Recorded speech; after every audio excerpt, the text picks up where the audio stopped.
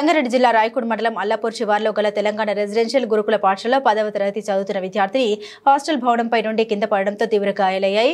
రాయకోడ్ మండలం యూసఫ్పూర్ గ్రామానికి చెందిన విద్యార్థిని మల్లేశ్వరి కింద పడడంతో నడుముకు తీవ్ర గాయాలయ్యాయి. దీంతో హుటాహుటిన స్థానిక జహీరాబాద్లోని ఏరియా ఆసుపత్రికి తరలించారు.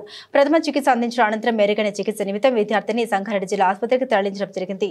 ఈ సందర్భంగా విద్యార్థిని మల్లేశ్వర్ మాట్లాడుతూ పైకి వెళ్లి వచ్చే సమయంలో నా కాళ్లను పట్టి ఎవరో నూకివేయడం జరిగిందని, నాకు వారు ఎవరో తెలియదని ఏడుస్తూ విద్యార్థిని చెప్పడం జరిగింది. దీనిపై వెంటనే సమగ్ర విచారణ జరిపించాలని, అదేవిధంగా హాస్టల్లో మరోమారు ఇలాంటి సంఘటన జరగకుండా ప్రభుత్వం దృష్టి సారించి విద్యార్థులకు తగిన భద్రత కల్పించాలని ఆయన డిమాండ్ చేశారు.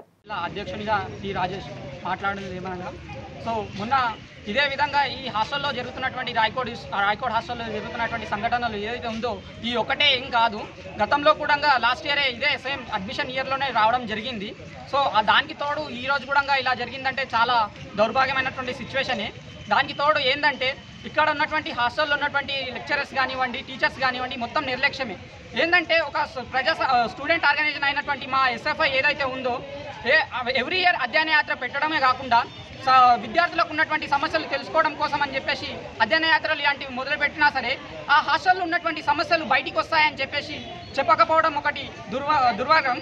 దానికి తోడు విద్యార్థులు ఏ విధంగా ఎదుర్కొంటున్నటువంటి సమస్యలు ఏవైతే ఉన్నాయో చెప్తారేమో అని అడిగితే మా స్టూడెంట్ ఆర్గనైజేషన్కి హాస్టల్లో రానియకపోవడమే ఒక ముఖ్య ఉద్దేశం. దానికి తోడు ఏంటంటే ఇప్పుడు ఈరోజు ఏదైతే జరిగిందో ఈ ఘటన ఈ హాస్టల్కి సంబంధించినటువంటి ఏదైతే ఉందో అక్కడ ఉన్నటువంటి హాస్టల్లో మొత్తం ఇది గర్ల్స్ హాస్టల్. ఈ గర్ల్స్ హాస్టల్కి సంబంధించినటువంటి వర్కర్స్ ఏ విధంగా ఉండాలంటే మొత్తం ఉమెన్స్కి సంబంధించిన వాళ్ళే ఉండాలి. దానికి తోడు ఇక్కడ ఉన్నటువంటి వర్క్స్ ఎంతమంది అంటే మొత్తం 8 మంది పనిచేయాలి. కానీ ఇక్కడ ఎక్కువ 8 మంది కూడా లేరు. చూసుకుంటే మనం వెళ్ళి చూస్తే ఆడ 2-3తో పని చేయించినటువంటి సిచ్యువేషన్. దానికి తోడు విద్యార్థులతో పని చేయించడం. సో దానికి తోడు ఏంటంటే విద్యార్థులు కొంచెం ఆలస్యం అయినా సరే విద్యార్థులను ఏ విధంగా అంటే ఒక నేరస్తులలాగా నిలదీసడం.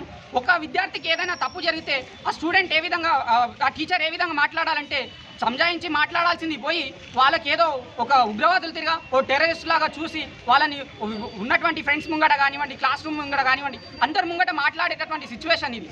ఇట్లాంటి సిచ్యువేషన్లో విద్యార్థులు ఏ విధంగా తలెత్తుకొని క్లాస్ రూమ్లో ఎలా విధంగా తిరుగుతారు?